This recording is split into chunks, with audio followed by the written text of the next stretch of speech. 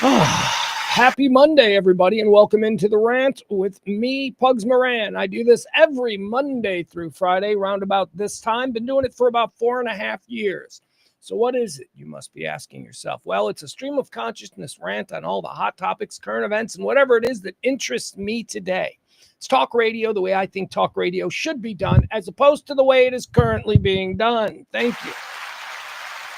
What does that mean? Well, talk radio for normal people. I like to think that the people that might be even slightly interested in the kind of thing that I do here are normal. They're not weirdos. They're not part of the 15% on the right that are completely broken. They got a closet filled with red hats and t-shirts with fucking stupid slogans. No, it's not them. And it sure as shit ain't the people on the left, that 15% over there. Those people who are right now sitting around some funky kitchen table in some bad studio apartment in some shitty part of town with their blue hair, planning on how they're going to blow up a Tesla dealership. No. Show ain't for those people. The show is for the rest of us. The 70% of us in the middle, some Republican, some Democrat, some liberal, some conservative. It doesn't matter. Black, white, tall, short, fat, ugly, handsome. Let's be honest. From what I can tell, aside from some of the women that I've seen here, we ain't really killing it in the handsome department. We're the men anyway. Let me just say the men. Who's the most fuckable guy in the chat room? There's a question. That's a question for you people who've been here for 4.5 years. Who's the most fuckable guy in the chat room? Is it Barney? Is it Byron?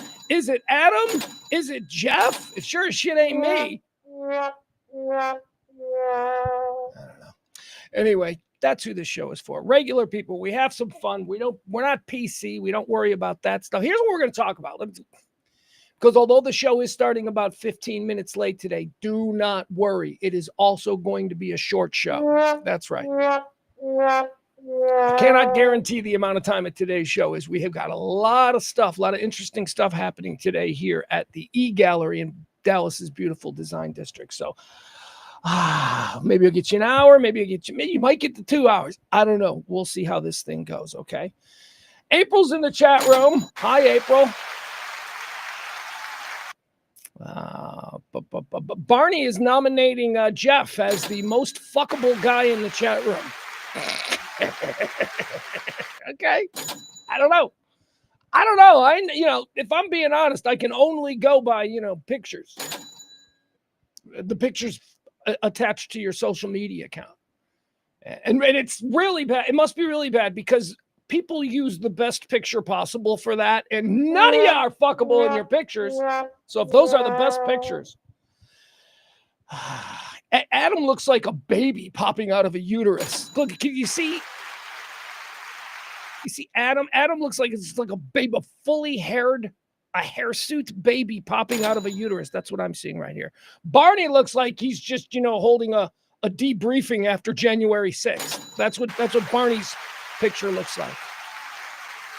Byron, I can't see Byron. Byron's too small. Oh, well, that's all I can do.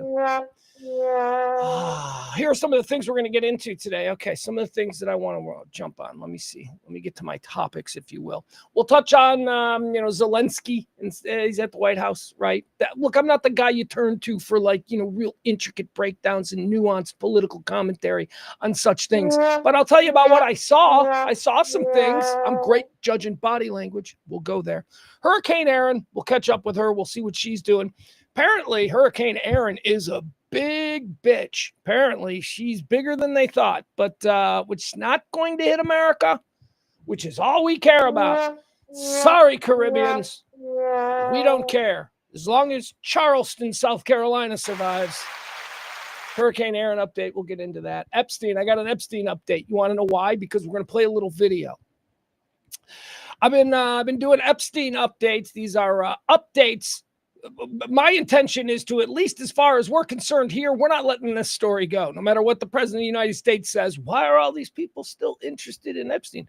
No, we're still interested in Epstein. And to that point, we're going to watch a couple of clips that aired in Australia last night. Did you know there's such a thing as Australian 60 Minutes? That's right. It's the exact same thing as our 60 Minutes, except they all talk like this. It's the same thing. And Australian 60 Minutes ran the story that American CBS 60 Minutes didn't want to run. Remember? Okay, let me try and connect the dots for you just to bring it all. A couple of weeks ago, it's been settled for 2 weeks. A couple of weeks ago, Paramount, who owns CBS, who is the network of 60 Minutes, Paramount was trying to get government approval for their merger with Skydance, which is a big film production company that is owned by the Ellison family, headed up by Larry Ellison. So Paramount, CBS, 60 Minutes, Paramount had been trying to get this merger through for quite some time, and the Trump administration apparently was being difficult. So the belief by a lot of people is that Paramount, in order to get this deal approved by the White House, started doing things that were suck-uppy to President Trump and his ego. The not renewing of Stephen Colbert, right? There's that one. Some other things. They did some other things too. I'm too tired of this stupid nonsense, although I don't know that this is necessarily nonsense. I think when a bunch of billionaires are sitting around going, how do we make more billions? They're not really against the idea of kowtowing and, doing stuff like that. So I don't know how true it is. I believe that it could be true, but whatever. Point is this. One of the big contentions was that 60 Minutes had a story that they were doing on Trump and Epstein that they didn't air. And people said, why aren't you airing it? Are you afraid? Right? And so kind of just went away. A lot of former CBS people made big noise about it. Your Connie Chungs, your Dan Rathers. Oh, they were angry. Well, 60 Minutes in Australia aired the piece, and holy crap, a couple of pieces of video that we need to see. That's right. So we'll do an Epstein update. The whole 60 Minutes Australia story was about Trump's relationship with Epstein. How close were they? Were they really good friends? Did Trump know? That's really it. Did Trump know? So we'll get into that. Male cheerleaders. It was last week. It was early last week's big story, and then we all got bored of it. But then we had a weekend of preseason football, and a whole bunch of teams unveiled their new male cheerleaders. So I'll revisit that. And again, try and make my point as clearly and as articulately as possible. As non-provocative, if you can believe that from me, as possible. Oh, male cheerleaders. Save it. I'm going to save it. I will save it. I'm not going to get off on that right now. Got a list of the NFL. Speaking of NFL preseason weekend, got a list of the NFL's most dangerous cities. That's right. If you're planning one of these road trips, hey, let's go to Jacksonville and see a Jaguars game. Why anyone would ever say that, I don't know, but people have, I'm sure. I'll have a list of the NFL cities where you are most likely to get yourself killed. That's right. Got a story about the Chinese building womb robots. Yeah, I said it. Womb robots. W-O-M-B. Robot baby machines. They're coming. It's so much more convenient. You won't have to be pregnant. I am telling you. Our downfall will be sold to us as convenience. We'll get into that story. Got a good Crazy X story. I love Crazy X stories. This one comes complete with a mugshot, another gorgeous mugshot, but the story behind the mugshot, a lot of fun. So we'll get into that and a whole bunch of other things. I got an example if we got time. I got an example of how there is no God. God bless you, Christians, you people of faith, whatever you are, Jews, Asians, whatever the Asians are getting into. I don't know. What are the Asians into? Buddhism? I didn't know. Whatever you are, Muslim. I got a story today that I'll share with you that I think will, look, if you are a reasonable person, it's going to challenge your faith in God. That's right. So we'll get into that. We had another celebrity death. So that's how we'll end it today. Yeah, we got another celebrity death. So we got to figure out where we are in the Death Trilogy Deadpool game or whatever. Have we closed out a new trilogy? Do we have room? Celebrities die in threes. So we'll do the accounting on that. All right. Let's say hi to the chat room.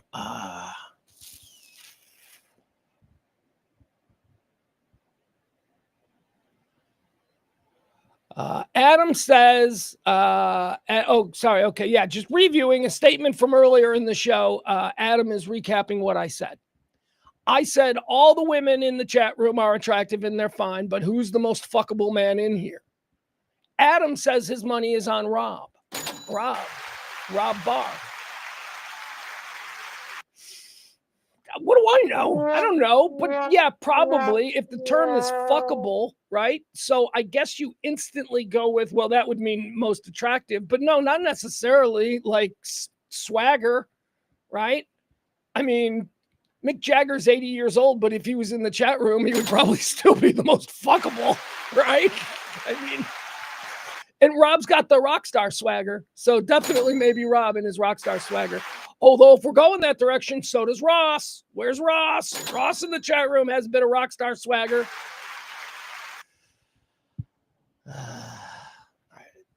El Gamboa sounds like he might be fuckable. Not for me, of course, but El Gamboa, like I imagine like I always get confused on this because Gamboa sounds Italian. Like it sounds like, hey, John Travolta, that kind of thing. But I don't think so. I think El Gamboa might be Mexican. I'm not sure. I don't know. I'm not judging. I'm just saying Gamboa to me that ends in a vowel. It's almost always Mexican or Italian. I mean, Adam says, yeah. In the case of Rob, he's in a band, and that's what swings it for him. He's in like a popular band too. Like you see his band play. Like there's people that show up and they're like into it. Local, but still. But again, not local like Tulsa, like local Bay Area. So that's good. That's like real good. All right. Enough love for Rob. Do I know anybody in the chat room on the regular that is someone who I would consider? I'm not doing this. I don't even want to do this game anymore. Karsten Lisborg Carlston. Hello, my friend. How are you? How are you? That sounds like a guy who might be the most fuckable dude in the chat room. Karsten has no idea what he's walking into, but, look at his picture. He looks handsome. There you go. New guy, Karsten, most fuckable male in my chat room. Not that I'm interested because I'm a heterosexual guy. I'm just saying. All right, let's get into today's show. Let's talk about what we got here.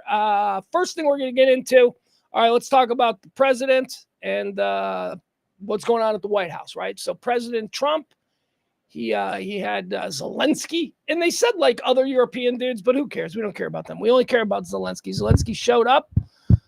Most importantly, he was wearing a suit. Was he? Was he wearing a suit?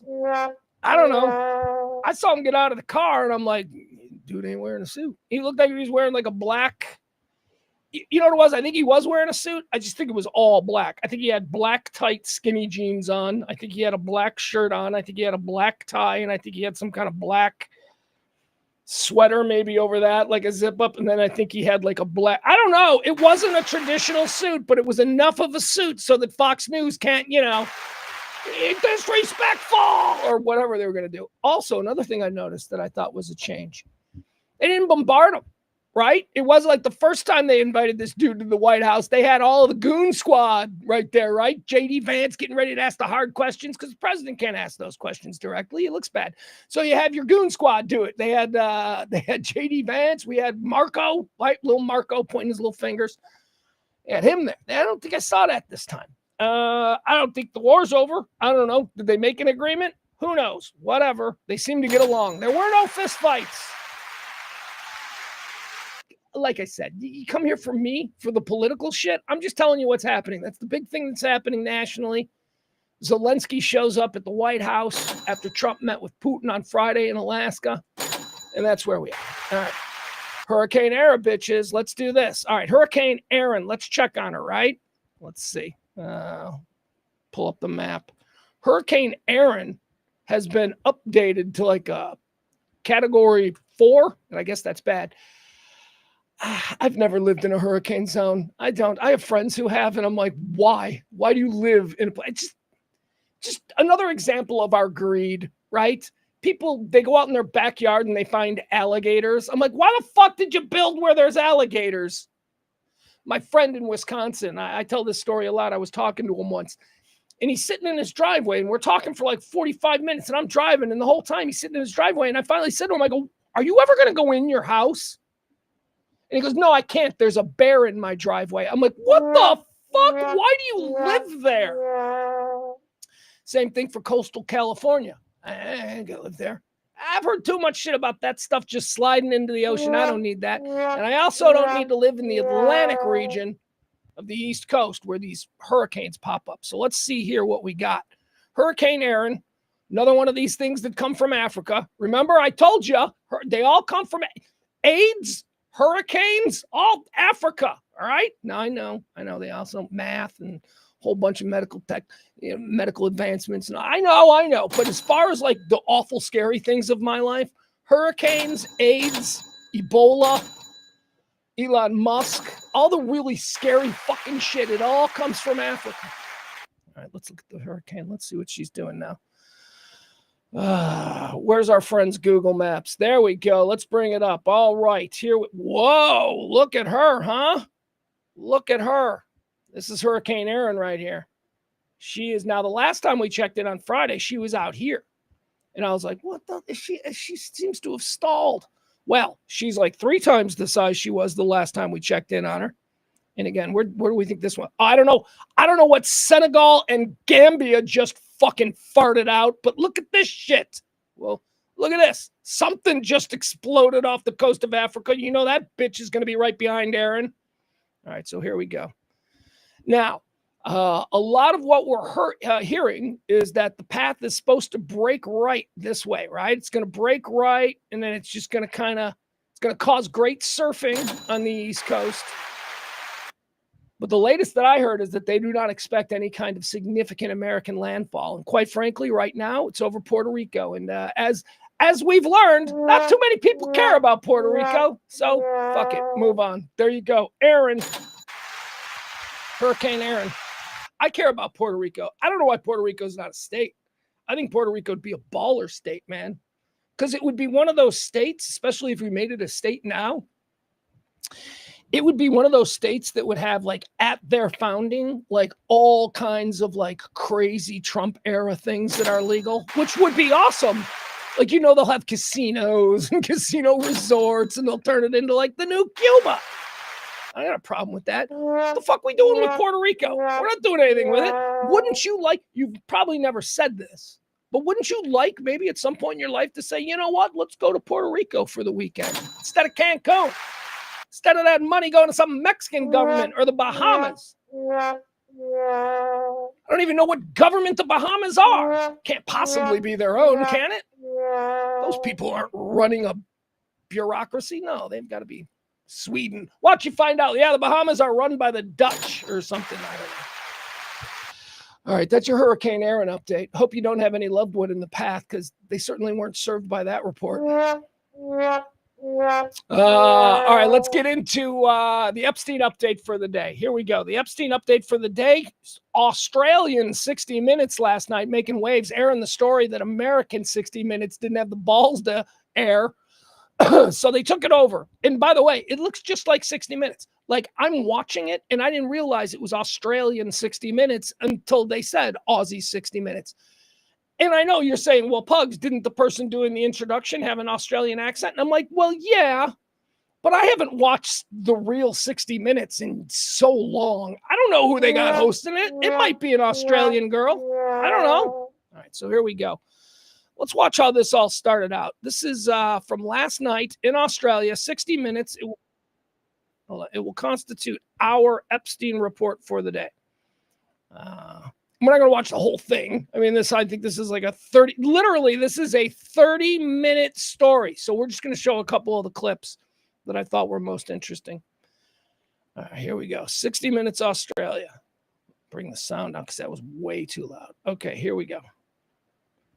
Oh, by the way, this is one of the Epstein victims that's still alive. I don't know for how much longer because she's talking to the media. But here's one of the Epstein victims that's still alive. That's who they talk to. Get there, and I'm all sweaty and running. Hold on. Coming up. Get there, and I'm all sweaty and running shorts. Donald Trump walks in, hovering and smirking like a Cheshire grin. The president and the pedophile. Are you still talking about Jeffrey Epstein? He's been dead for 6 years. Trump supporters see Jeffrey Epstein as the devil. But billionaire Jeffrey Epstein... We need to release the Epstein list. I call it the Epstein hoax. ...continues to haunt Donald Trump. Trump really seems to be hiding something. That's next on 60 Minutes. No matter the ultimate outcome of Donald Trump's face-to-face dialogue with Vladimir Putin in Alaska, just get... I just got to say, Australians and Irish accents, they're more musical than they are like American. We're very harsh with a lot of stopping and stuff. Irish, when you speak to someone in Ireland, there's a bit of a sing and a song to the way that they talk to you. So I'm not using an Irish accent, but I'm using an American accent the way the Irish might use an American accent. There's a different way that it's just beautiful. It's more lyrical. The Australians have it too. Can I get up? I like it. It's more, as I say, lyrical. Listen to her. She's got it. She's got the lyrical way of speaking. Getting the face-to-face dialogue with Vladimir Hello? Putin in Alaska, just getting the meeting to happen is a significant achievement for the US president. It's clear Trump is not without talents. On his home front, he's been particularly adept. On his home front? It's just the way they phrase things is amazing to me. I like it. In his ability to endure scandal. In the last 5 years, the president's faced 91 felony counts, 4 criminal indictments, 2 impeachment trials, and... Nobody cares. Nobody cares. Doesn't matter. We're in a place now where these are facts attached to the president of the United States. These are facts. No, I know you're like, they're fake, whatever. It's not up. We don't care. We don't care. We were learning so much about ourselves these past 10 years. In a civil case, has been found liable for sexual abuse. Yet last November, a majority of Americans still voted for him to lead them. Because we don't care. It's all right. So say what you will. Fuck you or America will punch you in the mouth if you talk shit about us. We don't care. Pugs Moran, I wish we were better, but we're not. So this is what we're doing. All right, what we're trying to get to here is a piece of videotape that I'd never seen before, but it's Jeffrey Epstein being deposed, and he's asked directly, what kind of relationship did you have with Donald Trump? And was Donald Trump ever around you when you were with your underage girls? That's an interesting question that I would like to hear Jeffrey Epstein answer. I mean, I can't wait for Jeffrey Epstein to answer that question with, of course not. That's not what Jeffrey Epstein said in the deposition. So let's get Now to the that. Here we go. list, the now dead billionaire, Jeffrey Epstein. Have you ever had a personal relationship with Donald Trump? What do you mean by personal relationships? Have you socialized with him? Yes, sir. Yes? Yes, sir. Have you ever socialized with Donald Trump in the presence of females under the age of 18? Well, I mean, this is an easy answer. This is a no. And we move on to the next. Though I'd like to answer that question, at least today, I'm going to have to assert my 5th, 6th, and 14th Amendment rights, sir. All right, there you go. That is not the good answer that we wanted. Once again, let's read this answer. Did you ever socialize with President Trump while in the company of women under the age of 18? To which Jeffrey Epstein answers in deposition, though I'd like to answer that question, at least today, I'm going to have to assert my 5th, 6th, and 14th Amendment rights. Sir. It's just easy. He could have just said, he could have protected his friend or whatever, but he didn't. So, I mean, what does this mean? I don't know. I guess people that want to, the people that are on the 15% with the closet filled with red hats and silly t-shirts, those people are going to see this and they're going to say, well, this is just, he was at the end of his rope. He felt cornered and he knew he had a relationship with Trump. And it was just you. This is 2010. Okay. He's not playing some presidential game. He's not trying to take care of his friend because his friend has power. This is in 2010. Trump was just another rich guy from the New York financial scene who 2010, I guess he was also a TV star. So stop with the, oh, no, well, he's president of the United States, he's got to say that because he's got to have something to bargain with. He wasn't president yet. He was just Trump. Nobody in 2010 thought that Trump would be who he is in 2025. I promise you that. All right, so there you go. That's the Jeffrey Epstein thing. Now I want to play this one. This is the victim, the victim that we've, the center of this whole thing here. Let's listen to her. This is one of Jeffrey Epstein's victims talking. Hold on. What happened? Sorry, I got to do this again. All right. One of the victims describing a time that she saw Donald Trump and Jeffrey Epstein together. Len inherited Ivana. And so you'll see Ivana at the house a lot, and you'll see Trump at the offices, but the twain will never cross. They'll never meet. It was in Epstein's Manhattan office that Maria claims she had a disturbing encounter with the now president. First time I met him was the night before I started my job. And Epstein said, I need you to come up to the offices. And I was like, it's 9 o'clock at night, and I guess I'll just run up there. And he said, okay. So I get there and I'm all sweaty in running shorts. Donald Trump walks in and he was really strange. And he stood, hovering and smirking, like all knowing, like omniscient grin, like a Cheshire grin. So I went, I made I don't know, it was just an instinct. I made the ugliest face I could think of. And Epstein thought it was adorable. He walked out and he goes, oh, no, Maria, no, she's not here for you. Just like that. He emphasized, she's not here for you. He goes, come with me. And he escorts Trump. So here's Epstein's part. He escorts Trump into this other room. And Trump utters, under his breath, he mutters, oh, I thought she was 16. And I thought that was just really weird. Yeah, that is really weird. I know. It's really weird. It's true. Hey, like they say on the Twitter webs, big, huge, if true. Australian 60 Minutes running stories that the American 60 Minutes is afraid to go near. All right, what else do we have here? Okay, so the next thing we're going to come back on, we're going to talk about the NFL cheerleader situation. This is the next story that I have here. I was all about it last week. The Minnesota Vikings unveiled 2 new male cheerleaders, and the NFL fan world or whatever, certainly Vikings fan. I saw this out of Vikings fans because I follow a lot of Vikings information because I'm an NFC North guy. So I've got all kinds of stupid Twitter information about the Packers, Lions, and Vikes. Anyway, Viking fans weren't happy about it. It was a male cheerleader, right? So the video came out and people reacted to it. Okay, I did a whole thing on Shock House. Shock House is a podcast, sports-based, guy talk-based that I do with Keith and Cece every Wednesday right here at Radio Misfits, Shock House. We talked about it last week, and I really just kind of stream of consciousness puked my feelings on not only the reaction. I mean, look, the reaction is expected, but with the internet and with social media, and when it is a big organization like the Minnesota Vikings to put this out themselves, they have a social media team, and that social media team is really smart. That social media team absolutely knew what the reaction would be. I almost think that the Minnesota Vikings released the video in the hopes that they'd get some traction.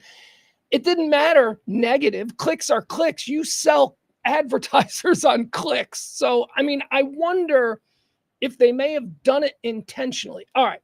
And what did they do?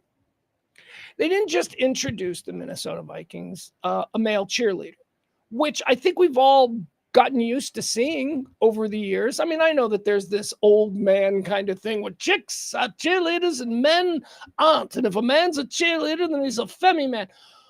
Well, no. I've seen male cheerleaders at the college level. I don't know that I've ever noticed them at the professional level, but as it turns out, they've been around for quite some time. Male cheerleaders typically, and again, we'll talk about the college level, they're just dudes. Many times they're gymnasts. They're like male gymnasts who are just completely yoked out and and they're there to serve a purpose. College cheer teams, they do a lot more acrobatics. They do a lot more. You don't see this on the NFL sidelines. Let's not kid ourselves about what NFL sideline cheerleaders are. They're eye candy, okay? They're fucking hot. They dress real slutty and they dance provocatively. Let's stop pretending like it's some fucking art form. I know there's a Netflix series about the Dallas Cowboy cheerleaders, but ain't nobody except little girl. You know, there are two people who watch the Dallas Cowboy cheerleader show on Netflix. Little girls who are like 12 years old and still dream of being a princess, and their dads in another room who are jerking off. That's the two people who watch the Dallas Cowboy cheerleaders or think that there's an art to what NFL cheerleaders do. We're dancers. Yeah, so are strippers, okay? I'll give you that. Yeah, you're dancers. College cheerleaders, man. Have you ever seen like college cheerleader competitions? Well, I mean, they make movies about it and shit, right? Bring It On or whatever that is. That's real athleticism. High school, same thing. High school cheerleaders and pom squad teams and all that with their acrobatics in the building of the pyramids. NFL teams aren't doing that. Because again, as I told you, cheerleaders were created for the NFL at a time when men were unapologetic about how horny they were. And you needed to get people interested in the games and what happens when it's a timeout or something. You know, the stand gets unruly. Let's bring out a bunch of girls in bodysuits with cleavage, and the men will be like, "Bah!" That's 100% what cheerleaders in the NFL are. They are not the same thing as cheerleading in college, okay? Not the same thing. So here we are in 2025, and they're introducing male cheerleaders. And the Minnesota Vikings put out a video that was the two male cheerleaders that the Minnesota Vikings hired were very feminine men. Very feminine men. Nothing wrong with that. I mean, it bugs me. It just irritates me. You know, overly feminine men who seem to be performative in their overly feminine ways. Okay, so, you know, like Jack from Will and Grace, right? Will wasn't like Jack. Will was a gay man. Will was a cool guy. Jack was a fool. So on the Shock House show, I started talking about what my real problem with this is. But first I want to show you. First, let me show you some things, okay? All right, here we go. So this is, all right, so this is the Vikings cheerleader. This is a new, they got two of them now, Minnesota Vikings. Oh, and by the way, this ain't new, right? There's like bunches and bunches of teams in the NFL that have had male cheerleaders for years. The Carolina Panthers have had a trans cheerleader for years. Yeah, this is the third year that the Carolina Panthers have had a trans cheerleader. So this isn't new. It's just that people who love to be outraged are noticing it now. And so here we go. All right. So this is the male cheerleader that the Minnesota Vikings introduced. Make you this week.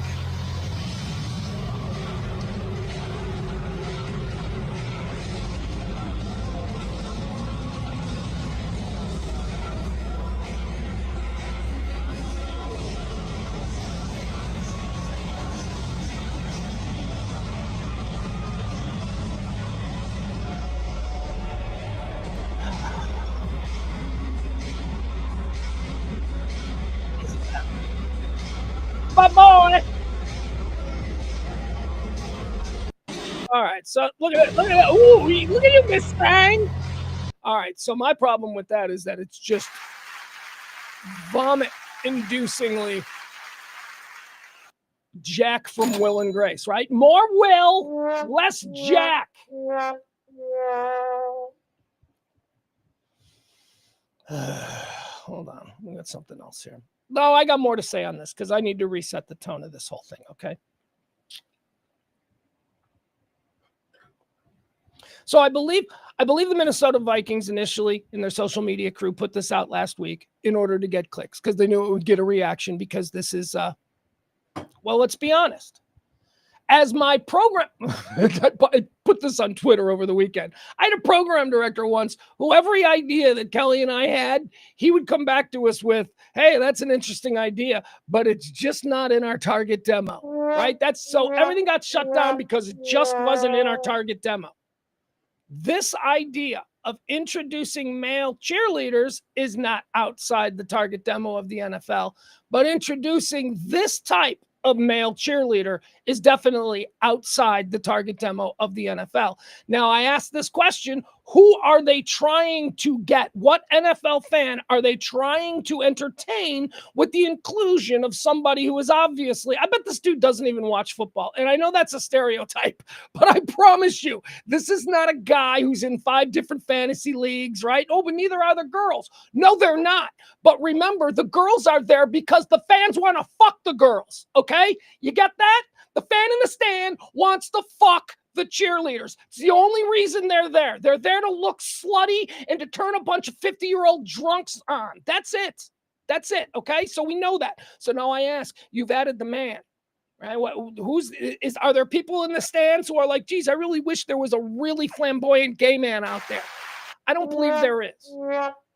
So as my program director would say, this is so outside the demo, all it's going to do is cause an unnecessary backlash. And here's my other question. This fucking guy's going to get booed. There has been such an internet reaction to this. This guy and every other one of these guys that they're going to trot out this year, and I don't know if this is collusion, but maybe someone ought to look into it. It is interesting that so many teams this year now suddenly are going public with introducing their incredibly flamboyant additions to their cheer squads. What is that about? How is that just now happening? But we're going to send these people out into, have you seen how people behave at NFL games? We're sending these people out. They're not bad people. They just don't fit the demo. They're just being fed the lions. No pun intended. So there you go. But I'm not going to really worry about it. I can't worry about that. These people are doing it. That guy looks like he's having a grand old time. People start throwing shit and going, hey, fag, shit like that. All of that. You're going to hear it. It's going to happen. So the NFL might argue, well, this is all a part of our desire to be, inclusive. I don't know that the extremely flamboyant wing of gay dudes in America, and by the way, put a fucking pin in that. It's a wing of homosexuality in America. It is not. That dude does not define what a gay American male is, okay? And that's another thing that pisses me off about this. I said this on the Shock House the other day. I work in the art world. Do you know how many gay men that I know in the art world? And do you know how many of them are out prancing around like this? None of them. That's something that I think, and look, I'm going to speak for gay men. Not being one, but why did I need to say that? Why did I feel the need? Oh my God, somebody who's that worried about being confused for gay must be hiding something. My point is this. If I were a gay man in America, I would be fucking sick and tired of this stereotype of how we're supposed to be seen. There are shit tons of gay men who are football fans, but I don't believe any of them act or behave or are attracted to people like they're trotting out. Why? Because they're being inclusive. I don't think it's about inclusive. I think it's about stirring controversy. I think that's what the NFL is doing here. I think they are intentionally doing this at this time to stir up some kind of controversy because they have figured out that social media is all about exploding the endorphins in the brains of the people reading your posts. And whatever you can do to get them to react is good. Positive, negative, it doesn't matter because once again, I point out you sell ads based on clicks. It doesn't matter if people are angry clicking or happy clicking. You're still ringing your cash register when it comes to selling your brand online. All right, we got more stuff to watch here. Let's check this out. What else do we have here? The Patriots too. We got the Patriots. They also unleashed a new cheerleader here. Let's see this guy. Here we go. This is the Patriots' new male cheerleader. Again, none of these guys are hired. None of these guys are hired because there is a need to lift girls up and throw them or provide a more solid base for any of these gymnastics that we see cheerleaders do in other areas of cheerleading. We do not see that in NFL cheerleading. Recapping, NFL cheerleaders are there to be fuck toys. That's it. Guys in the stand look at them and they want to fuck them. That's it. Stop pretending. Okay, so when you introduce this guy, We're adding men to the cheerleader corps. Well, why? Do we need them to lift? They don't. No, because, inclusive. There is no reason for this. Anyway, here you go. Here is the here is the New England Patriots new guy. Let's see if he's I'm about to go level up. right. I cannot settle for nothing. I never been regular. Oh, Jesus. I mean, this looks like a joke. This looks like a bit. Do you remember it was just 5 years ago that Will Ferrell ran out with the Los Angeles Rams in a wig dressed exactly like this? And people were like, that's crazy. Will Ferrell is a Rams cheerleader. This is not a joke. All right, see, these are all very provocative sexual moves. They are. You could be like, no, it's not. These are women expressing themselves through the fine art of death. Fuck you, dumbass. These are stripper dance moves designed for one reason: to elicit some kind of horniness out of dudes in the stands. Hey, dudes in the stands are drunk and they're going to start throwing punches. Put a chick out there in bikinis and have them shake their tits for 20 minutes. Or whatever during halftime is, I'm not even sure. That's what it is. So when you add a man to that business model, although it is the hidden business model, they would never admit that, right? Because they will fight for their integrity of their cheer squads. No, these are all very talented women. No, they're not. They're out there shaking. Do you know how many Dallas Cowboy cheerleaders married old man doctors and car dealers? Then stop acting like this is a career for them. This is a way to get noticed as a hot chick and maybe date better class of men. So here we go. He's being sexual. He's got his little butt out there. He's shaking his little butt. Who's he shaking his butt for, NFL? Is this inside your target demo? No, it's not. But you're going to get clicks.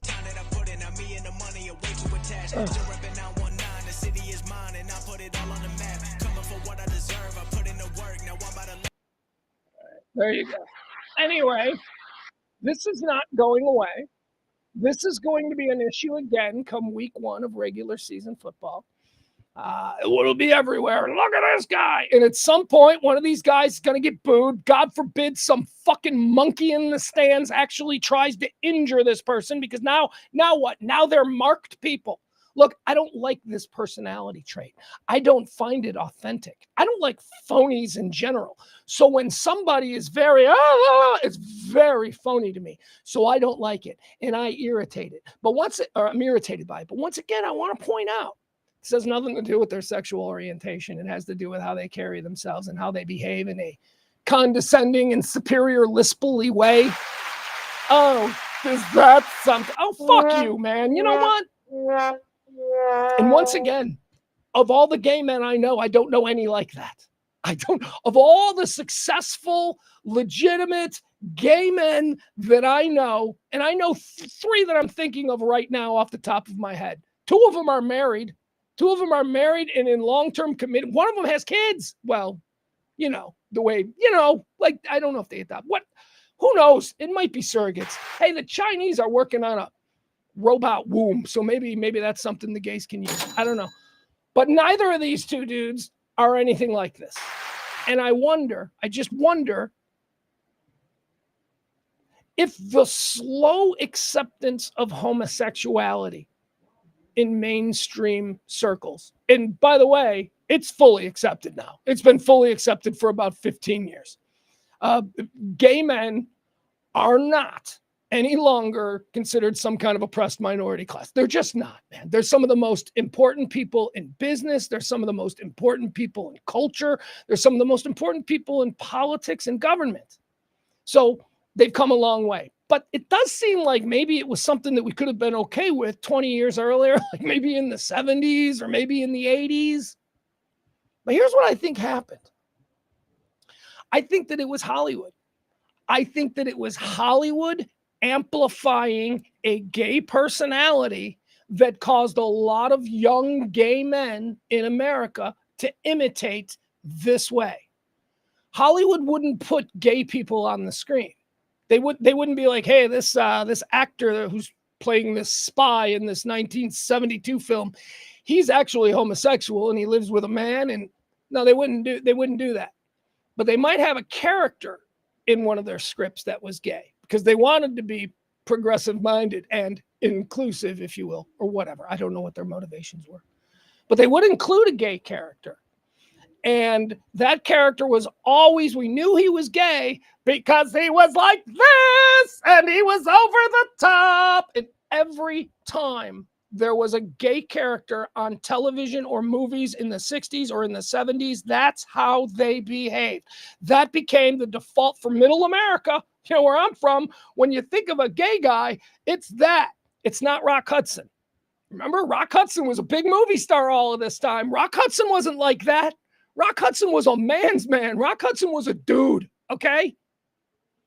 But Hollywood wouldn't feel comfortable with presenting homosexual men in that way. So what they did was, over the next 30, 40 years, every time we saw a representation of a gay person, it was always someone behaving that way. And I really think that that irritating character type is the reason that so many people for so long was like, oh, look at Pugs blaming Hollywood. Well, Hollywood sets the tone for what we consider to be culturally appropriate or not. They do. They always have. They set the tone. Not so much anymore because of the do-it-yourself nature of the internet, and we're all connected and we're all creators and we're all pushing our own narratives. So now it's crazy. But back in the 70s and the 80s, man, you know, I'll give you one example. And it's why it was such an amazing and important show. Ed and I, by the way, Ed from Radio Misfits, he's in town. Ed and I have been talking about doing something on podcast-wise on the television show Soap, which was a 1970s situation comedy that many people, myself included, consider to be one of the greatest comedy series ever made. It was so ahead of its time with its themes, its narratives, its stories. Its humor was so off the table, silly and funny that the balance between that and the subject matter was just amazing television. I knew this. I was 10 years old. I was 10 years old. I'm watching this show. I'm like, this show's amazing. So in the show Soap, it introduced us to a new young actor in America. And that new young actor was Billy Crystal. Billy Crystal played the character of Jody Dallas in the TV show Soap. Jody Dallas was the first openly homosexual character in television. That was his whole point as a character. He was one of the members of the family in the show Soap, and he was gay. Jody Dallas, or more importantly, Billy Crystal's performance as Jody Dallas, was amazingly against type. I've said this before. The reason when I was 10 years old, growing up around men, let's just call them men of a different era, right? The reason why at 10 years old, I wasn't anti-gay, or I didn't think that gay men were monsters, is because I watched Soap.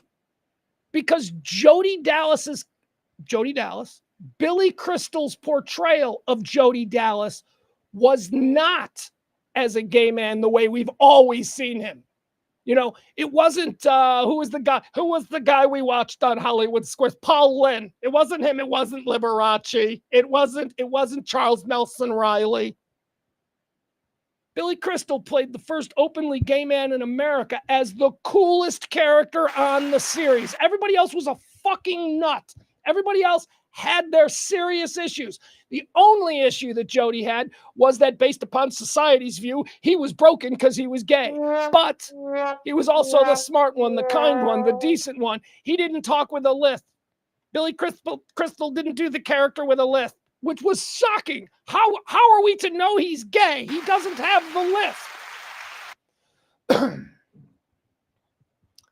And that show, of course, wasn't that big of a hit. It was only on for a couple of years. The critics loved it. Everybody who, knew good TV was like, this is great TV. But America in general was like, that's the show with the gay guy. I don't like it. And again, I think that a lot of these attitudes towards homosexuality has to do with the portrayal of that super flamboyant gay man that we are seeing again now being trotted out as cheerleaders in the NFL. Last thing I'm going to say about this is, one, I do not think that the NFL wants to have these people on their teams. I think that they are doing it simply because of the clicks and the action and the whatever.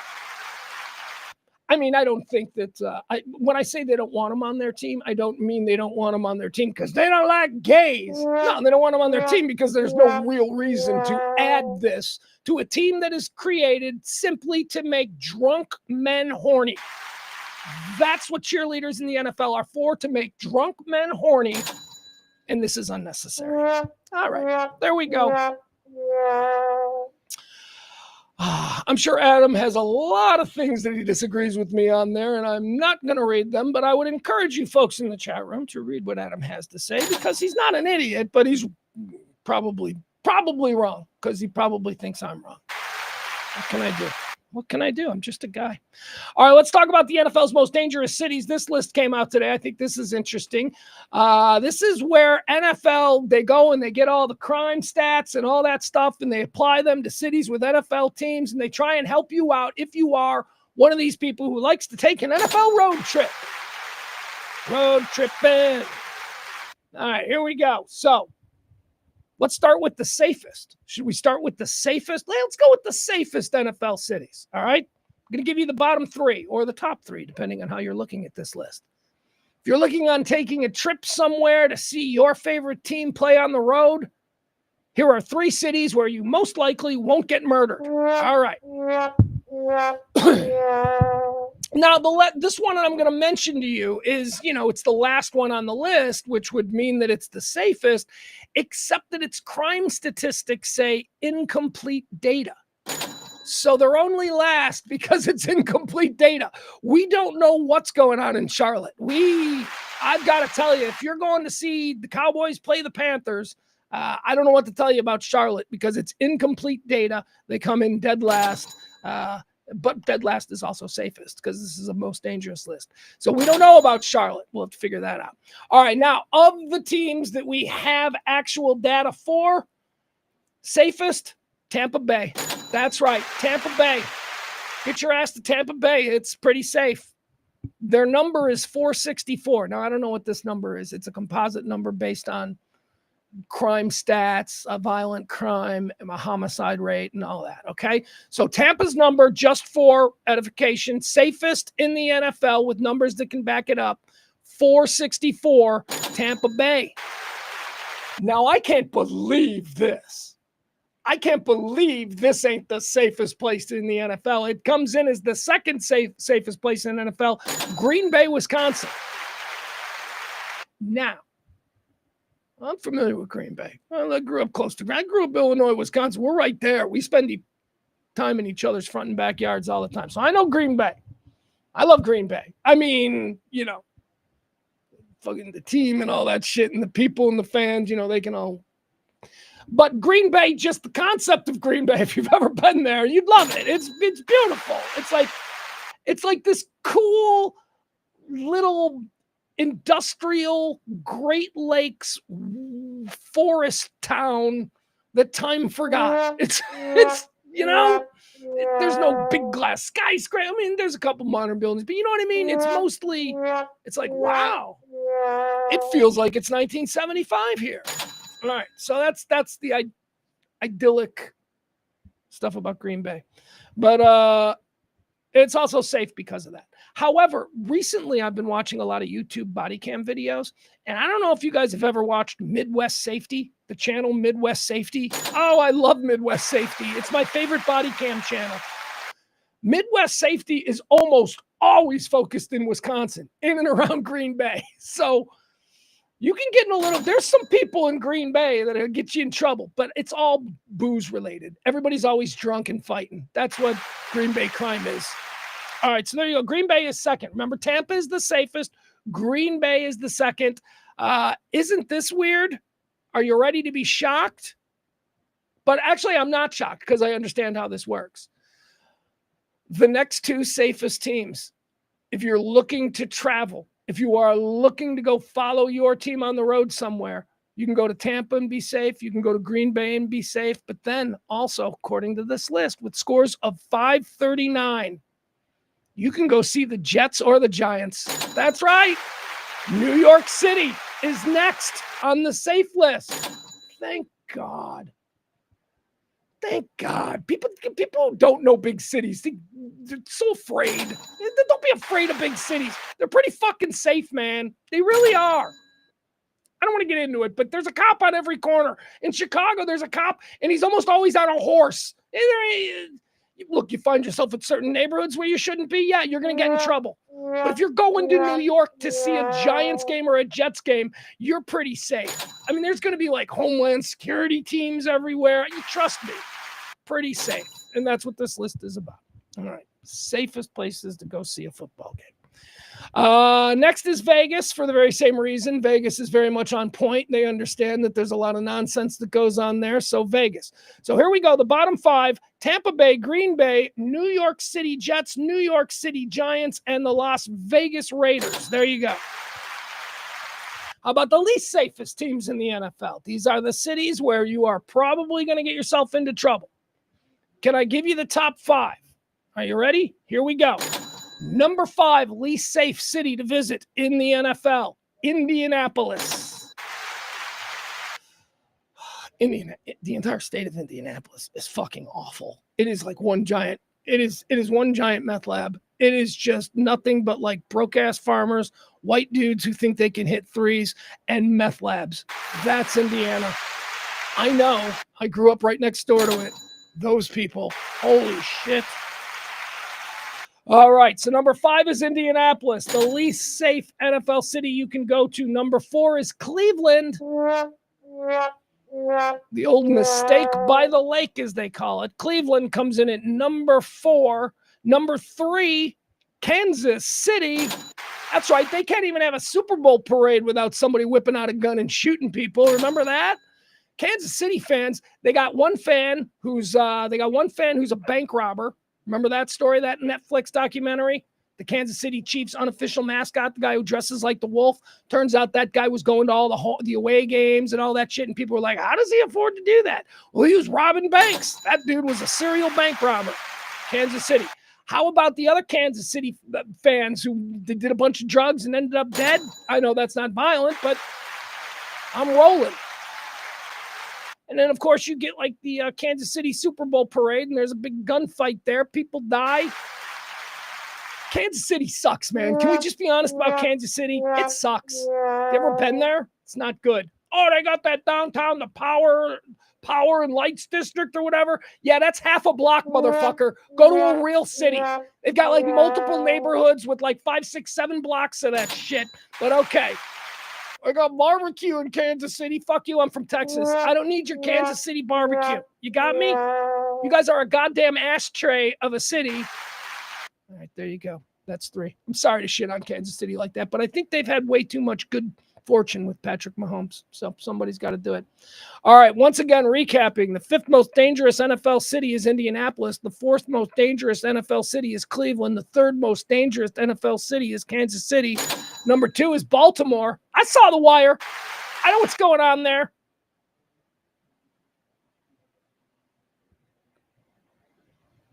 Baltimore. You know, again, all I can say is that I saw The Wire. Omar was a Baltimore Ravens fan. Let's put it that way. Omar. You've seen The Wire, you get the reference. And the number 1, any guesses on what the number 1 most unsafe city in the NFL is? Oh, I know you Fox viewers. You guys are all like, it's Chicago, Pugs. Say it's Chicago. It's fucking Detroit, you morons. Come on. Chicago's not even in the... Chicago's fine. Detroit. Now, we told you about the numbers, right? So we began with Tampa, and I said Tampa is the safest NFL city to visit. Their crime number, we'll call it, is 464.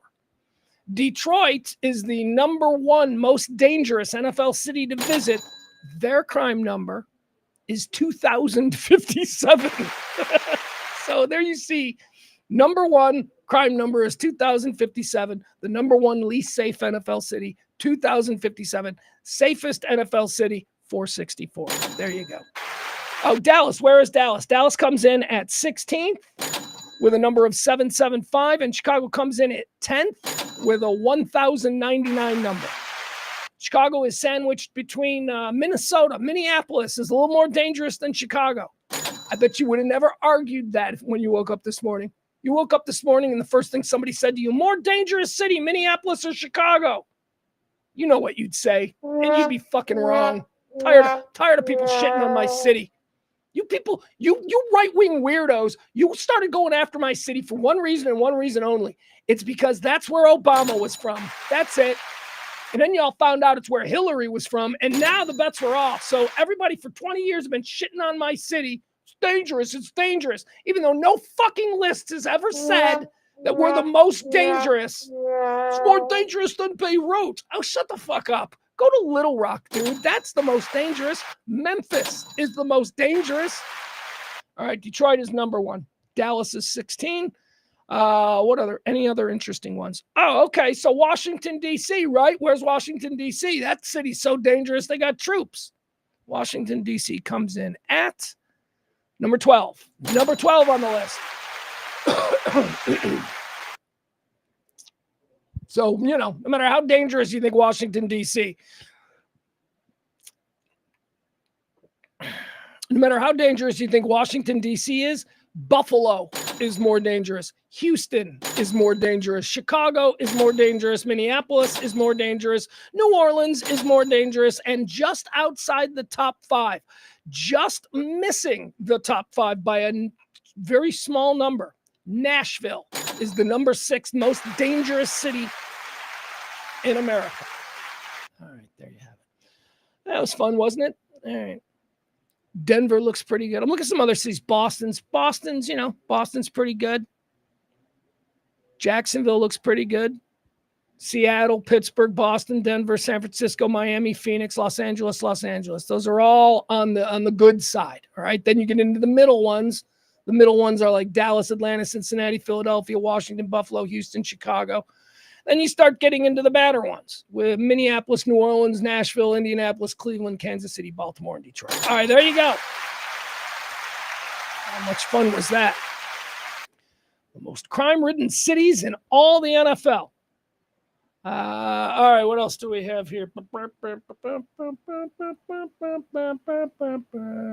Pregnancy robots. All right, let's talk about this story. Damn Chinese. All right, so there's a story out over the weekend that I saw. The Chinese scientists, they're working on a robotic womb. They are working on a, I know. I'd love to just hear big old dumb pugs talk about it, but here, I can actually give you the real, description of what it is that they're doing. All right, here you go. Sorry, it'll take me just one more minute. Pregnancy robots could give birth to human children in revolutionary breakthrough. This is a game changer for infertile couples. That's what they're saying. For infertile couples. Maybe gay couples, It's not just infertility, all that. It says here, people are marrying AI bots, and now robots might be able to carry babies. China is working on designing a bot with an artificial womb, which will receive nutrients through a hose in its abdomen that will soon be able to carry a fetus for approximately 10 months before giving birth. The pregnancy robot was conceptualized by Dr. Zhang Quifeng.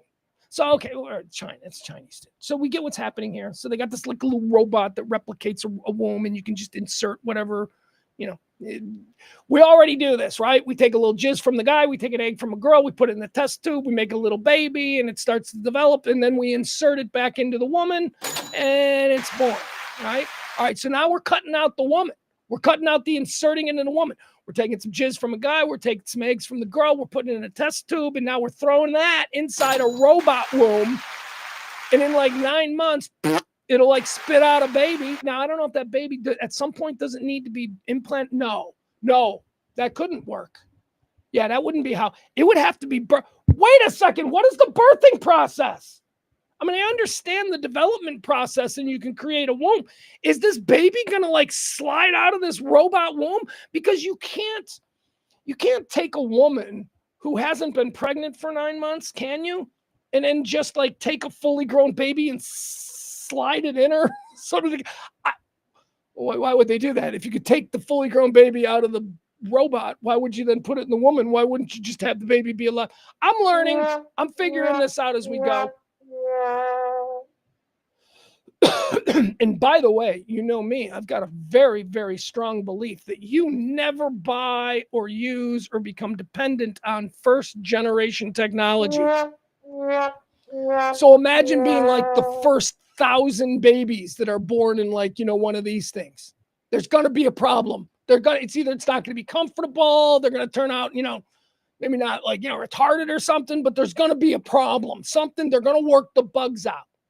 Like 50 years after they create robot baby wombs, that's when I would be comfortable using robot baby wombs. Because if they've been around for 50 years, then obviously there's been some success, right? But I ain't doing like first round. Yeah, I'm not going to have a baby. I'm not going to raise a kid that came out of this thing. I don't know what that is. What are you, soulless? Is there a soul involved in this kid? So many questions. Here's the worst thing. I mean, think about it. Robots are putting everybody out of work. Truck drivers, forget everybody. I don't even need to go through this. We got fighter pilots. We don't need them anymore. Cops, we don't need them anymore. Truck drivers, we don't need them anymore.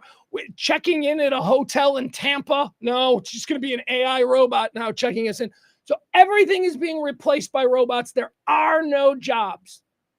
This one comes along and takes the job of the surrogate. The surrogate, which was a job. It was a job that a woman could make hundreds of thousands of dollars. That's what it would cost. Like, I'll give you this scenario. Like, there's a gay couple, right? And they're like, we want to have a baby. But obviously, two dudes can't have a baby. So one of the dudes might be like, okay, what if we use my jizz and your sister's eggs? They do that, and then you got that. But then they almost always have to hire a surrogate, right? To carry it or whatever. I don't know, whatever. It's a process. And it's expensive. Like surrogates, the surrogate game is, you can make your money for a couple of years just carrying one baby for a wealthy gay couple. That's good. Not anymore. Not anymore. Even those girls, get back on the pole, baby. That's right.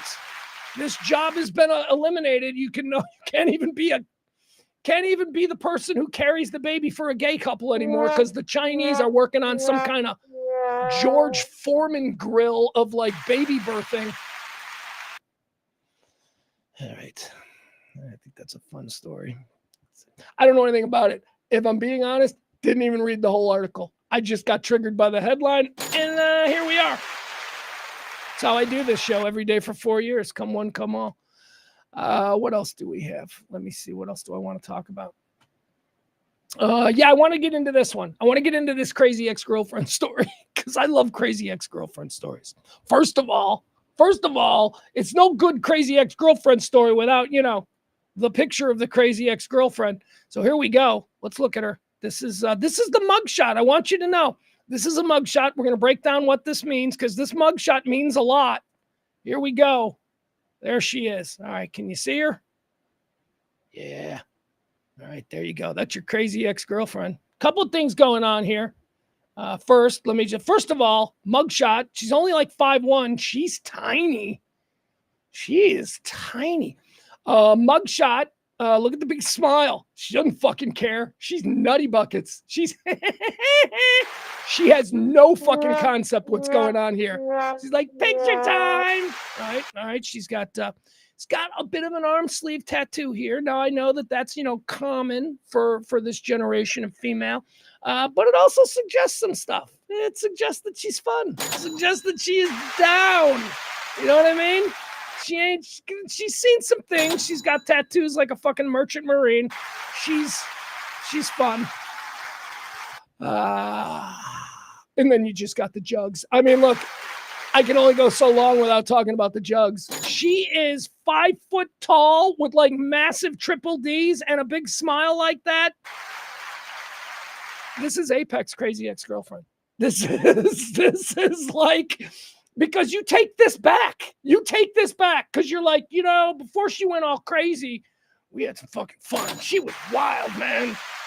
She is. If you think you got nothing to do on a Saturday night and you're hanging out with her, never mind. You got something to do, and it's going to be fun. So then she steals your car, drives to Mexico, and then, she comes back in town, and you're like, well, I forgive you. Because look at her. This is what we big, dumb animal men fall for all the time. Big, stupid, oblivious smile, half commitment to an arm sleeve, and just giant hoots. All right, don't you want to know what she did? Look, it's not terrible. Look, it's not terrible. She's fine. She did some crazy ex-girlfriend shit, okay? Apparently she's pregnant. All right, now look, there are some background to this story. First of all, her name is Stephanie. There you go. Stephanie. Stephanie is, I don't know where Stephanie rates in the crazy girl name. It's not Crystal. Crystal's the one you really got to be worried about. Crystals are bad news. Britneys are bad news. Oh my God. Crystals and Britneys, they're really bad. What else? I've not seen a lot from Ambers. I think Ambers are definitely a troubling type of girl. But look, what we know is that crystals are always a problem. If you're a girl and your name is Crystal, and also a variation of Crystal. If you're a Krista, sometimes, if you're a Kristen, sometimes, but really Crystal. If you're a Crystal, you're trouble.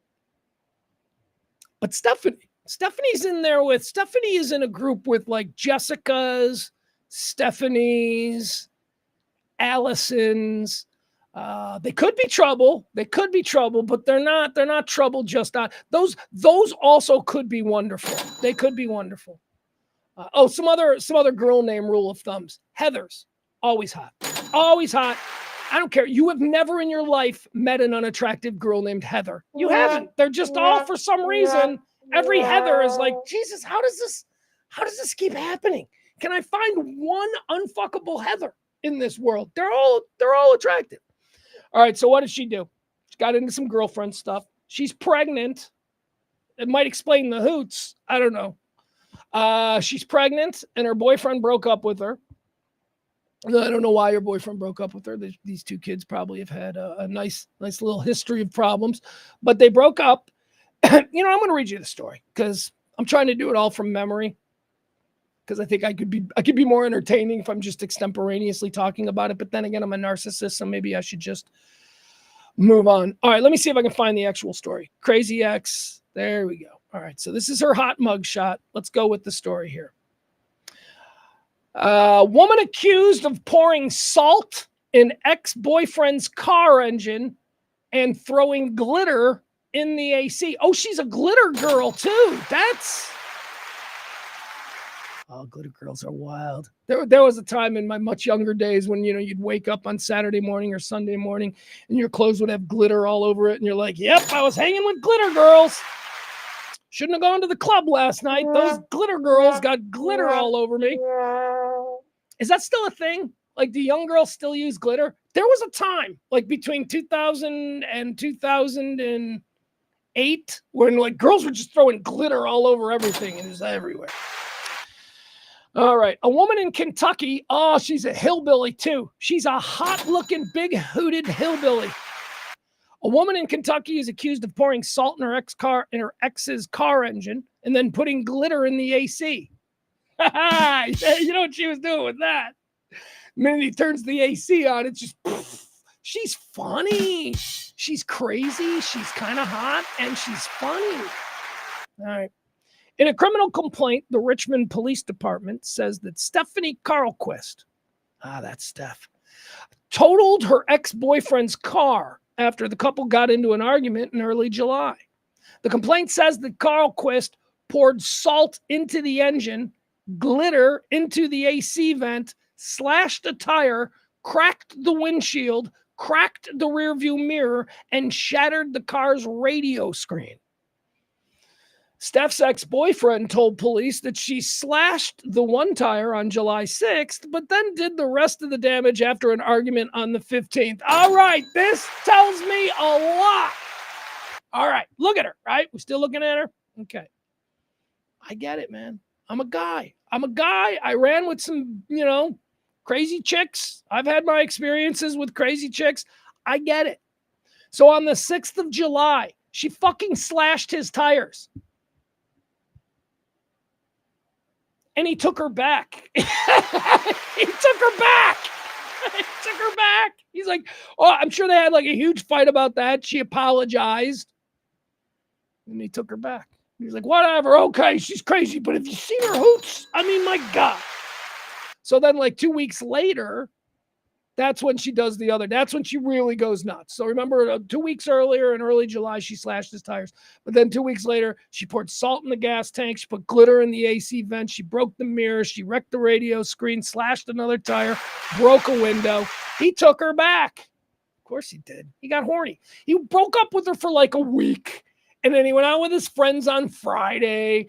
And, they went out to the bars and nothing was happening. And then on the ride home, he started texting her. And they were back together. For 2 weeks until she went absolutely nuts on his car. Now, again, the mechanic said that the car was totaled. That because of the damage that she did with it, I don't know, must have been a pretty shitty car, right? Although, what is it? Is it salt in the engine? I mean, I'm sure that any foreign substance is going to fuck up your engine to some degree, but I always thought it was sugar. I always thought you put sugar in the gas tank, and that's how you destroyed someone's engine, if you were so inclined to do that. In a criminal complaint, Richmond police say that Stephanie totaled her ex-boyfriend's car after the couple got into an argument in early July. The complaint says that Carl Quist poured salt into the engine, glitter in the AC vent, slashed the tire, cracked the windshield, we already did all this. He told the boyfriend told police that she slashed the tire on July 6th, but then did the rest after an argument they had on July 15th. Well, I hope they had a nice 4th of July weekend. After the car was damaged, a tow truck company took the car to a Goodyear location in Richmond, where the car was deemed totaled after the estimated cost of damages added up to over $12,500. However, police are now saying that Stephanie told the tow truck driver about damaging the car when they arrived to take it to Goodyear. So now you got to understand, okay? So when the boyfriend realized that the car wouldn't drive and whatever, he called a tow truck. Something's wrong with the car. Tow truck comes. Stephanie's there. Stephanie's with the boyfriend. So the tow truck comes, and according to the police, as the tow truck driver reported to them, according to police, Stephanie at that point told the tow truck driver what she had done to the car. And now they're using this to prosecute her. Why was she there? Why? What is? Man, I love crazy couples. Is this one of them deals where they live together? Do they still live together? And, oh, God. Even though they're broken up and she's pregnant with his kid. Well, it is Kentucky. Police say that Carl Quist told the tow truck driver about damaging the car when they arrived to take it to Goodyear. The tow truck driver then called the victim's mom. So the tow truck driver gets told by the crazy girlfriend that the crazy girlfriend did this damage to the car. So the tow truck driver then calls the car owner's mom? What kind of Mayberry small town bullshit is this? How does he know the mom? You know what I mean? It's weird. Here's what I need. You know how they make, like Hallmark and Lifetime movies about these really terrific romances. And yeah, he went back to the small town over Christmas. And now I'm married to the Prince of Denmark, who was masquerading as a guy selling Christmas trees in my hometown. You know, those movies? You've seen those movies. They should have like a whole bunch of movies just about really bad relationships. They could be comedies. They could be whatever you want them to be. But I would like to see this movie. I would like to see what's going on in this relationship. After learning about the admission to the tow truck driver, Stephanie allegedly messaged her ex-boyfriend, on Instagram. She told him that she was stressed out because of her pregnancy and that she was sorry about the damage. So she's admitting it now. Police say when they interviewed Stephanie, she allegedly admitted to the glitter in the air vents and the damage to the windshield, but said that she was overdue for an oil and motor change, and that would account for the damage. So wait a second. She was the police are like, well, what about the damage to the engine? Well, I was overdue for an oil change. So is she driving this car? Did she damage a car that she was using?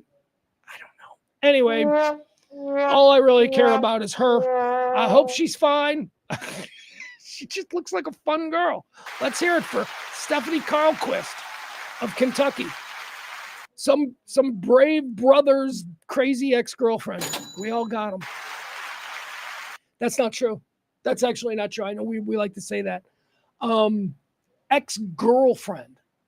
Like I've been like out on dates with people that I turned out like I'm like, that person's a little nuts, right? So I've got like that, but not girlfriend. Like a girlfriend is somebody that you are, at least for a period of time, committed to in a relationship where you're both acknowledging, I like you, you like me. Let's see if we can make this work. That's what a girlfriend is, okay? I don't have any crazy ex-girlfriends. I really don't. If I'm being honest, my girlfriends all have a crazy ex, and maybe it's me, but I don't have a crazy ex-girlfriend. I've got 2 ex-wives who are amazing women. And every other girl that I've ever dated that I've broken up with, I'm still friendly with. Like, we're still like good. Do I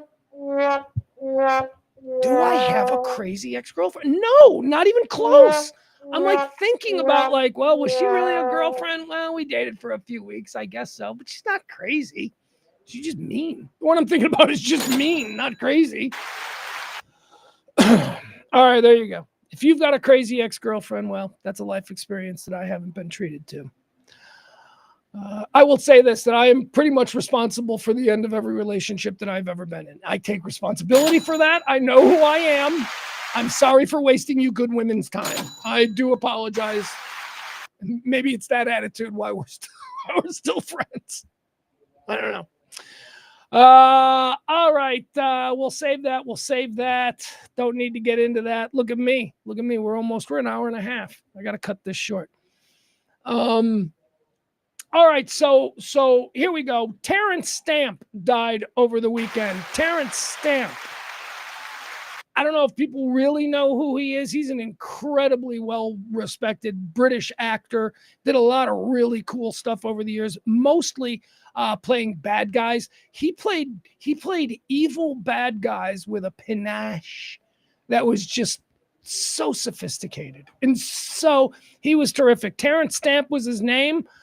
This is the gentleman here. Maybe you recognize him. He's been in a lot of movies. He's not Malcolm McDowell, okay? A lot of people get him confused with Malcolm McDowell. Terrence Stamp certainly comes from the Malcolm McDowell clone factory, but he is not. There it is. That's who we know him as. General Zod from the 1970s Christopher Reeve Superman movies. Terrence Stamp played General Zod, the main bad guy in the original Superman movies. He died over the weekend. He was like 90 years old. So look, he's a big movie star. He's won awards and stuff. He's a little bit more British movie star than maybe American movie star. But still, he goes in. He is a member of the 2025 Celebrity Death Trilogy. So let's figure out where we are, right? So what does this mean? Terrence Stamp. Does he start his own trilogy of 3? Where are we in the trilogy? The previous trilogy that we just completed, the most recent completed death trilogy, was Hulk Hogan, Ryan Sandberg, and Lonnie Anderson. Of course, they were preceded in the death trilogy game by Ozzy Osbourne, Malcolm Jamal Warner, and Chuck Mangione. Okay. So we've recently, over the last couple of days, we've had some celebrity deaths. We had Jim Lovell, Apollo 13, American hero. He died on the 7th of August, Jim Lovell. He started a new trilogy, Jim Lovell. Then on the 11th, 4 days after, remember the rule for a death trilogy is people have to die within 10 days of each other. So Jim Lovell died on the 7th. Then we had Danielle Spencer Of course, D from What's Happening. D passed away on the 11th. So there we go. We had 2. And then on the 17th, Terrence Stamp. So there we go. We have completed another death trilogy within the 10-day rule. This is good. We're on a hot streak. Jim Lovell, Danielle D. What's Happening? Spencer, and Terrence Stamp. All right, so the next celebrity to die starts a new trilogy. That's a very big responsibility for whoever dies next. So don't screw it up, aging celebrities. I'm so hot. It is so hot in here. So speaking of General Zod, let me leave you with this today.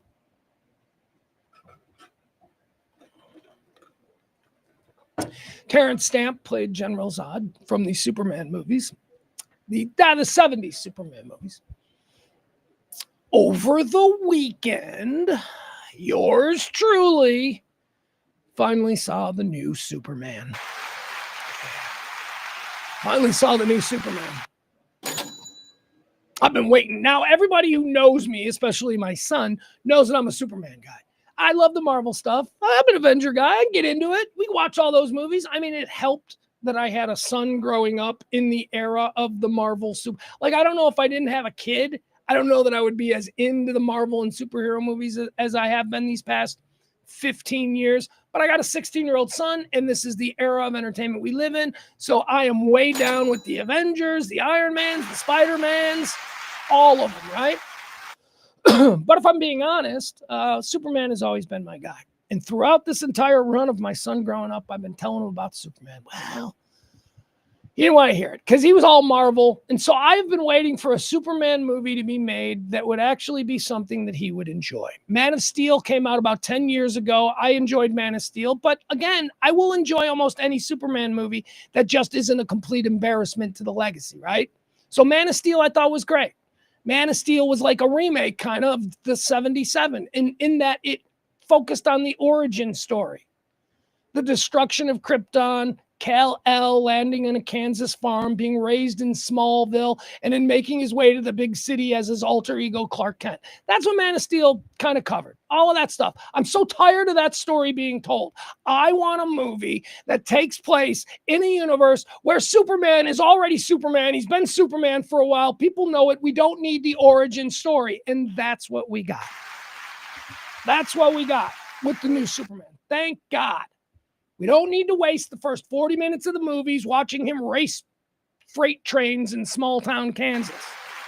Literally Smallville. No, this movie picks up with Superman. He's already working at the Daily Planet, and he's already Clark Kent. He's already fucking Lois. Like, this movie picks up. He and Lois are already doing it. They're already. But here are a couple of things that I did want to mention about the new Superman movie. Overall, let me tell you overall, fan-fucking-tastic. I loved it. My son, who saw it with his friends, my son's seen it twice now with his friends. My son loved it, which is good.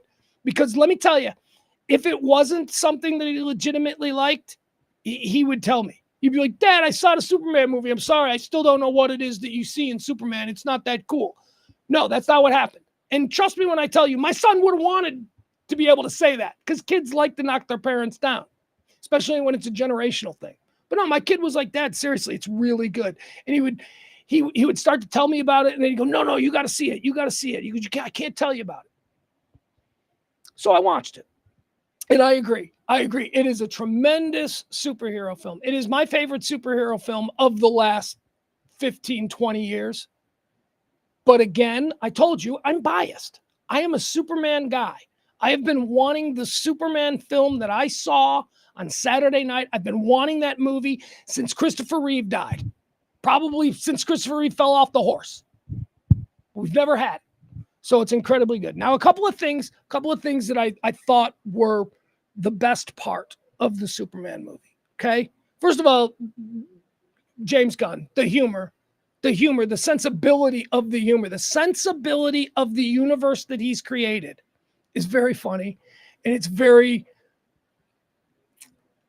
well, I was going to say it's very Guardians of the Galaxy, but James Gunn created Guardians of the Galaxy. So yeah, so that's his style. That's his style of rapport. That's his.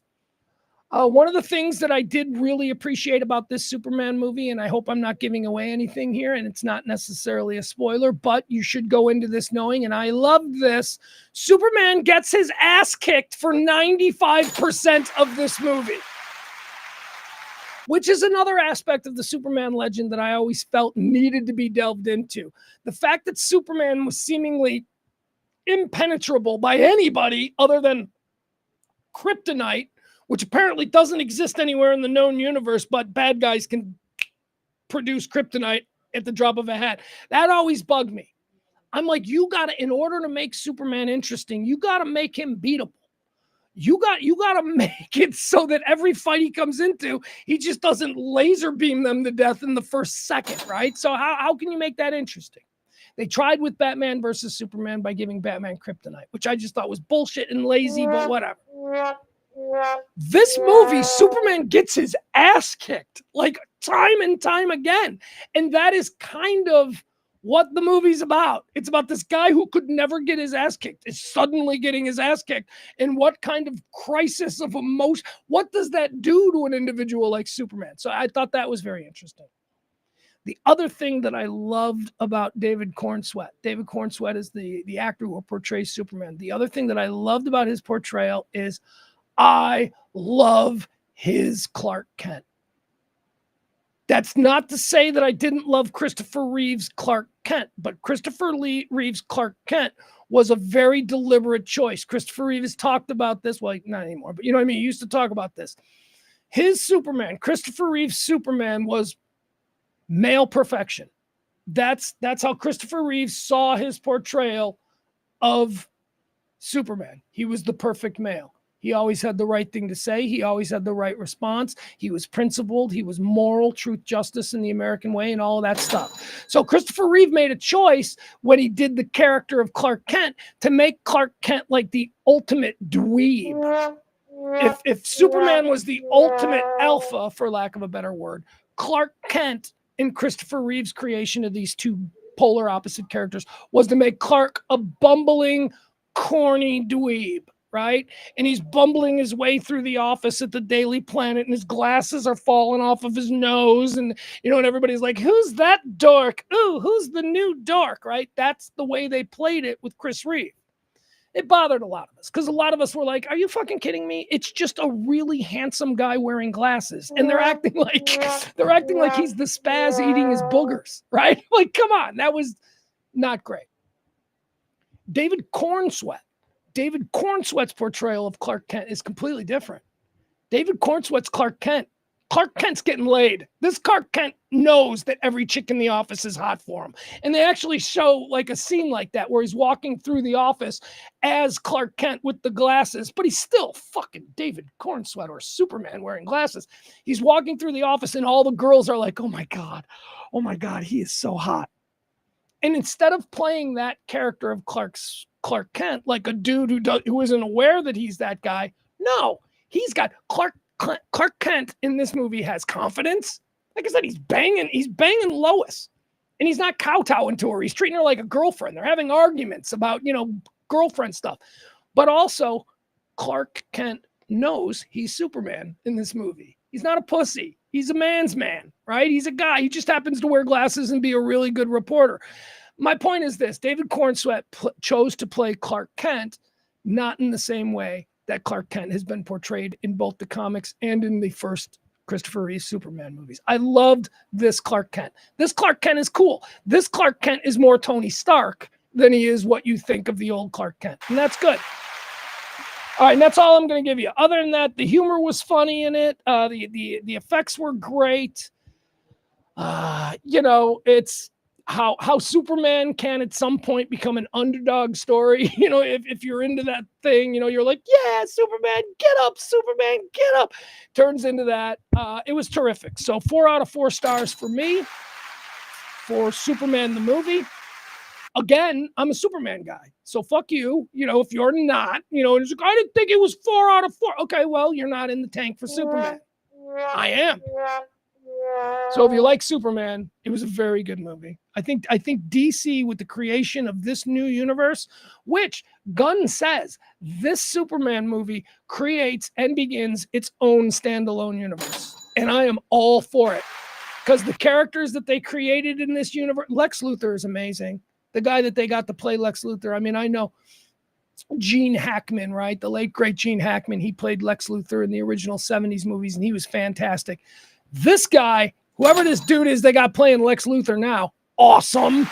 Like standalone movie type quality Lex Luthor. Like this guy could have his own criminal movie if he wants. Who else was really good? The Justice Gang. The Justice Gang is a, Superman has the Justice League or the Justice Friends or whatever. So in this movie, it's the beginning of the Justice League, and they don't know what to call it, and they're calling it the Justice Gang, and they're very funny because nobody wants to call. It's like being in a band. We're the Justice Gang, and then somebody else in the group goes, "That's a working name. We haven't settled on that." Justice Gang. Green Lantern. The guy who plays Green Lantern is very funny. The Hawk Girl is also pretty funny because she doesn't get along with Green Lantern and she doesn't like the name Justice Gang. But there's a lot to enjoy. It's a long movie. It's 2 hours and 10 minutes. But you'll enjoy it. It's good. Superman.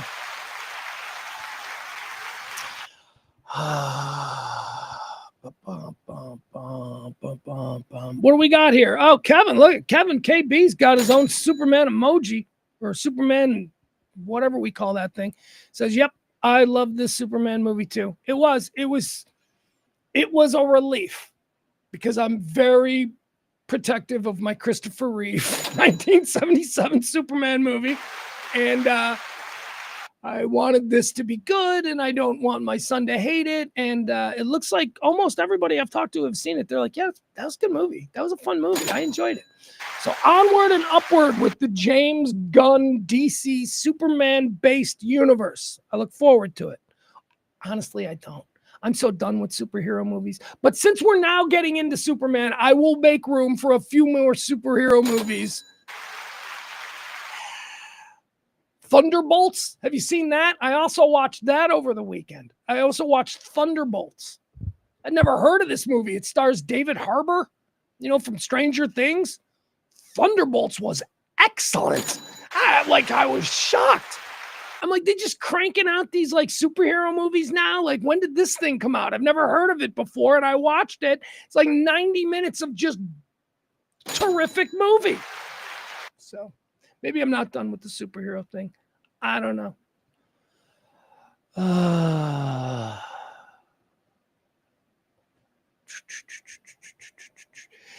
Al, look at Al. This is pretty good. Al says this is the best Superman in his opinion.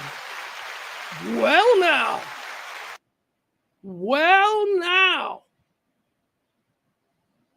Don't know if I'm willing to go there with you, Al. My heart still beats pure for Chris Reeves. I don't know about David Cornsweet being better than Chris Reeve.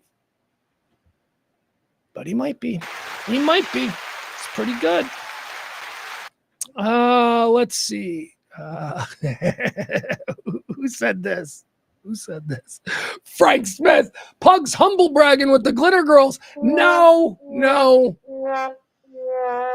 Not humble bragging. Glitter girls are not hard to get. The glitter is to catch your attention and so that they can leave their mark on you so that they know. Adam says, what does Adam say? I don't even know what this is in reference to. Adam Reyna says, it's the kid from About a Boy. David Cornsweet? Is that what we're talking about? Or Lex Luthor? I don't know. What is About a Boy? Is that a Hugh Grant movie from like 20 years ago? Is that what we're talking about? Because did Superman grow up to be what? I'm very confused. All right, guys, that's gonna do it. Tomorrow we'll be back with another live show. Thank you so much for hanging out with me today. So hot. It is so hot. Like, follow, subscribe, all of that good stuff. I gotta get out of here. You guys are the best. I love you. Bye, guys.